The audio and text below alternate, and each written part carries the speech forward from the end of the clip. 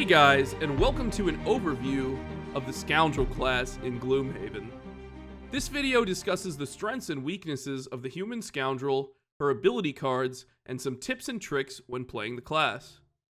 The Scoundrel is a very opportunistic class that focuses on high mobility, high single target damage output, high initiative, and lucrative looting. As we'll see here in a bit, the Scoundrel has some of the highest movement ability cards of any of the 6 base classes and features many heavy-hitting cards that have some of the fastest initiative in the game. Unfortunately for the Scoundrel, this fast initiative can be a double-edged sword, as most of the Scoundrel's abilities are melee, and walking into a bunch of enemies early on in the round can result in enemies focusing on her. With her low starting health, this can be troublesome and can lead to her being exhausted pretty quickly. Despite being a self-serving Scoundrel, she also has many abilities that rely on the adjacency of allies to her targets. If your party cannot help you with these adjacency bonuses, a few of her abilities become less effective. Now let's take a look at some of the Scoundrel's ability cards. Let's start off with some of the level 1 cards. Venom Shiv is a 60 initiative ability card with attack 3, poison, and gain 1 experience on top, and 5 movement on the bottom.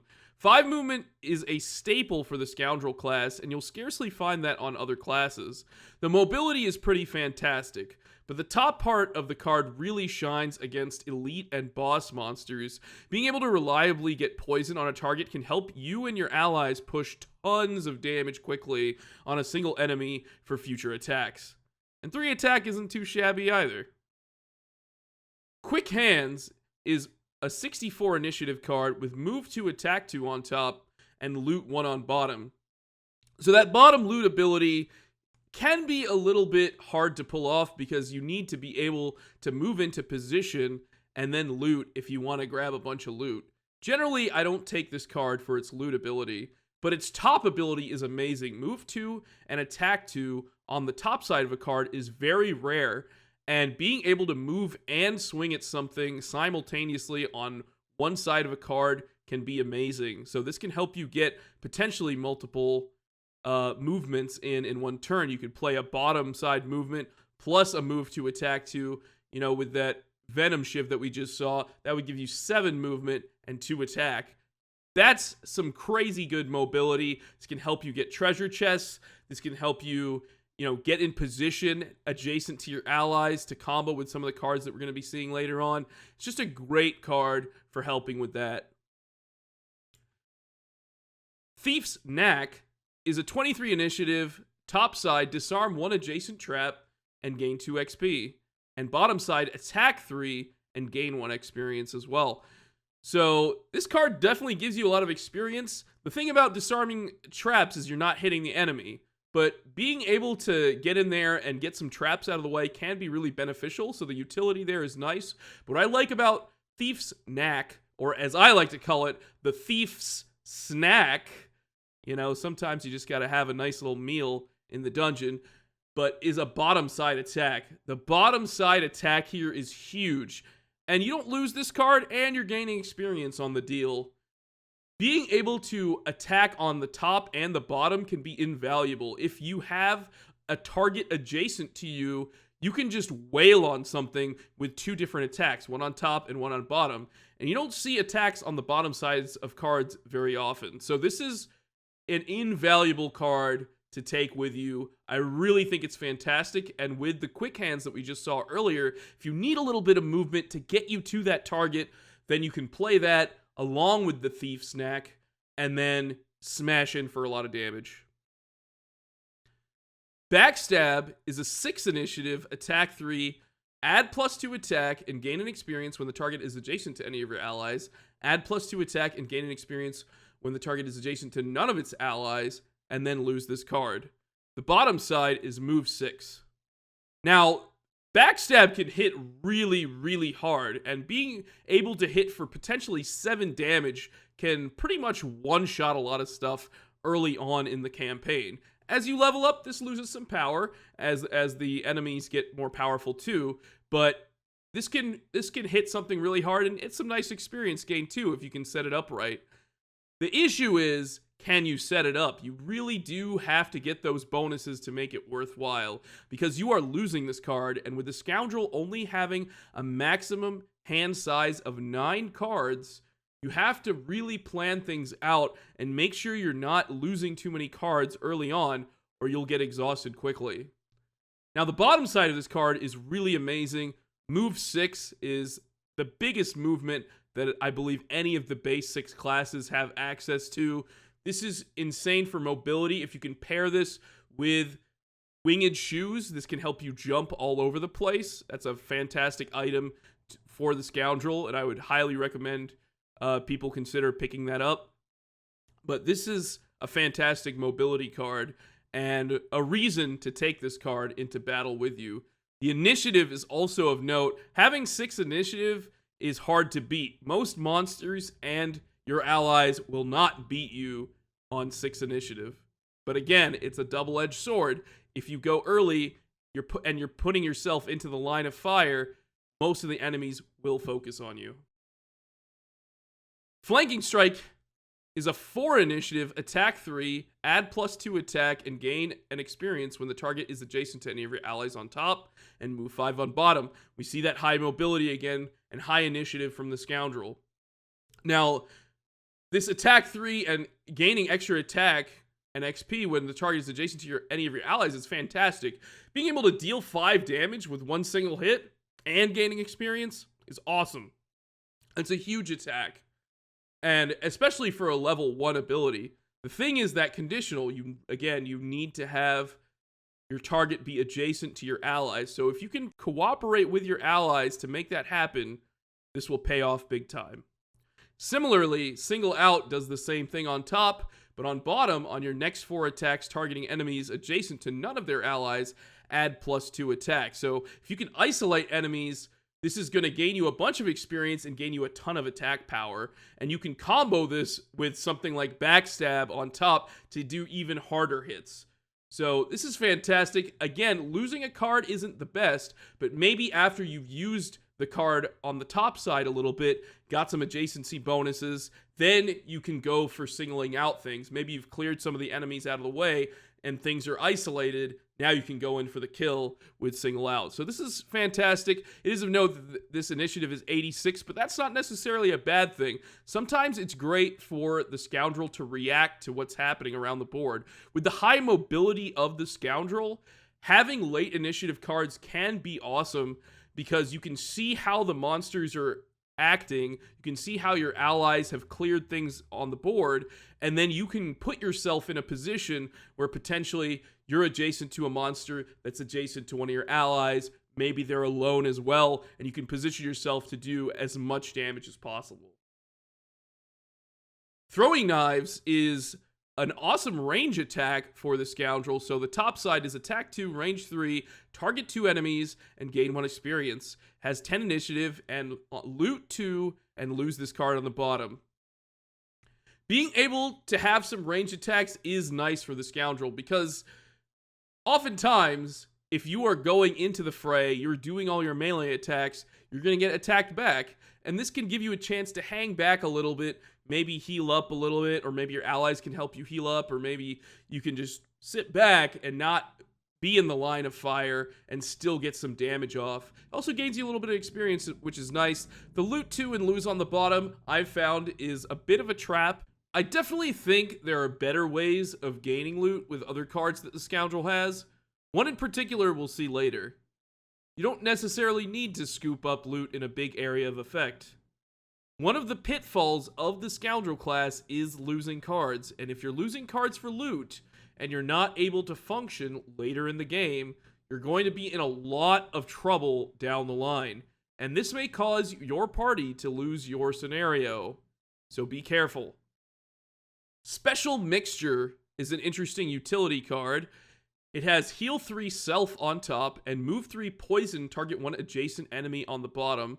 33 initiative. It does have kind of a mid-range initiative for the Scoundrel, which is kind of interesting here. I have found that the heal 3 self, while it's your only heal card, is not that powerful. I would rather be doing my big hits and big damage with the Scoundrel. But Situationally, it can be good. Maybe you're poisoned, you can heal that off, or if you're wounded, you can heal that off. Or potentially, if you get low health, you can hang back and heal a little bit. The move 3 with poison can be pretty nice if you want to set up poison on enemies so that your allies can get some big hits in. So it's nice as a setup play. It can also set you up for a future turn. But generally speaking, I am not a big fan of this card. This card is a little too passive for what the Scoundrel's trying to do. The Scoundrel's trying to go in for those big single target hits, and this isn't really cutting it. Finally, for the level 1 abilities, we have the Smoke Bomb, which is a 12 initiative card. On the top side, it makes you invisible and generates night. And on your next attack while you have invisible, double the value of the attack. And then bottom side is pull 2, range 3. Smoke Bomb is situationally an amazing card, and generally is an awesome card to take with you on a lot of different adventures. Smoke Bomb, let's talk about the invisible part of this, the top side.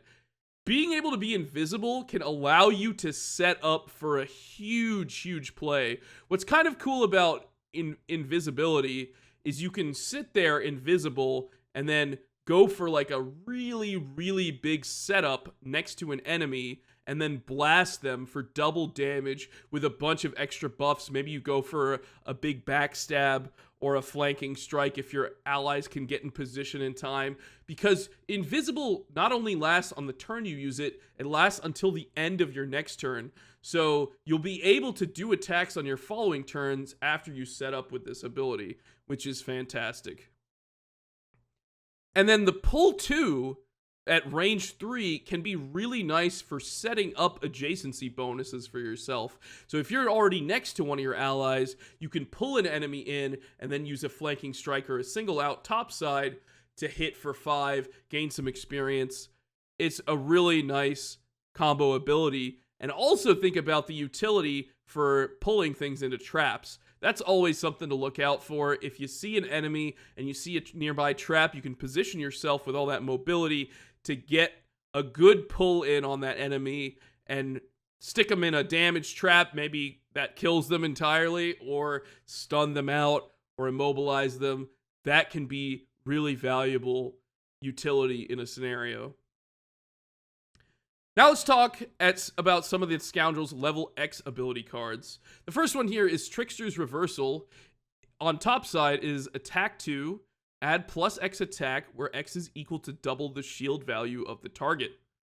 So if something has huge shield value, you can hit really hard with this. This basically lets you pierce through their shields. And if you have a way of gaining more pierce, then you're just hitting that much harder. It also gains you 2 experience. However, you lose the cards. So again, you're walking a fine line with losing cards, but maybe you don't use this until you need to fight a pretty crazy elite or a boss that has a bunch of shield. But this is, again, very situational depending on what types of enemies that you're facing. On the bottom side, it allows you to negate the next source of damage to you this round.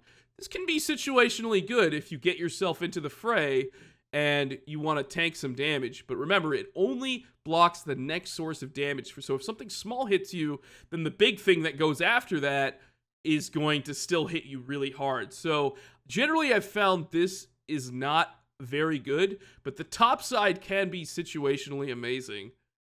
With Initiative 9, that can also help you go early on in the round and maybe knock something out with high shield value. Usually those high shield value targets don't have a lot of health, and so you can pierce right through their shields and just finish them off quickly. So definitely situationally good, but a bit risky, again, with the Scoundrel only having 9 cards as their max hand size. Next, we have Sinister Opportunity, which is a 93 initiative, attack 3, add +1 attack for each of your allies adjacent to the target, but if you consume Night, add +2 attack instead and gain 1 experience. On bottom side, it is a move 3, and force one adjacent enemy to perform move 1 with you controlling the action. and ending in a hex adjacent to you. The top side of Sinister Opportunity is situationally good. I mean, if you have one ally adjacent to you and there's no knight available, you're still hitting for 4, which is a respectable amount of damage. You're not gaining any experience, and it's really not as strong as a flanking strike or a single out topside attack, because you could hit for 5. But if you have multiple allies surrounding something, this can hit really hard. And if somehow you can get knight available, perhaps using your smoke bomb, or one of your allies generates that knight for you, then this can really crash into an enemy for a lot of damage. It is very situational, but in those circumstances, it hits very hard and you don't even lose it, which is fantastic. So I do like the top side here. But more importantly for this card, why I do like Sinister Opportunity is the bottom side.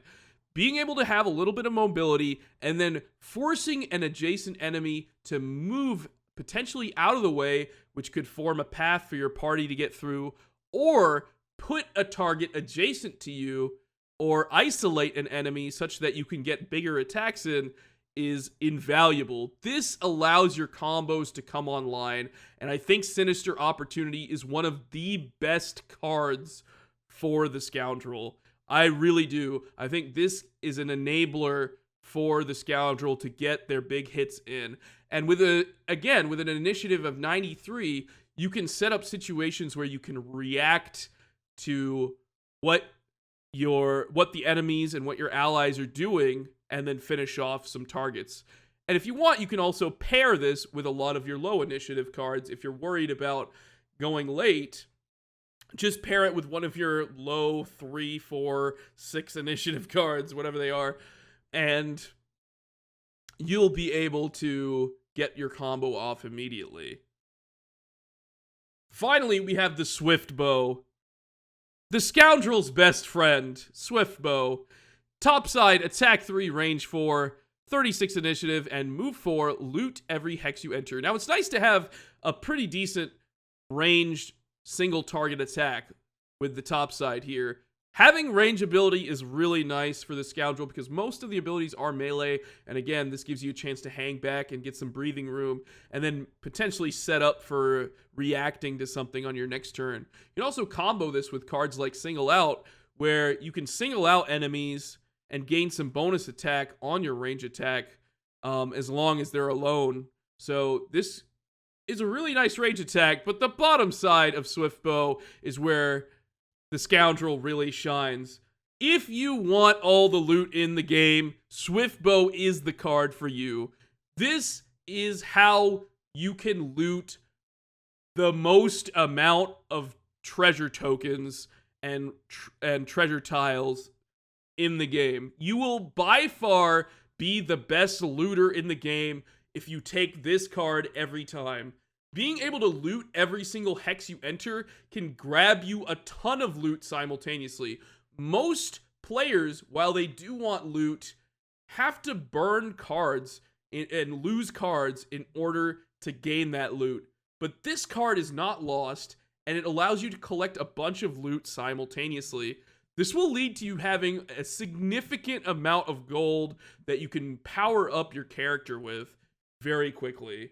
So I think it's an invaluable card and can really help you gain a bunch of items that can help your character. Also, you're a Scoundrel. Why wouldn't you want all the loot?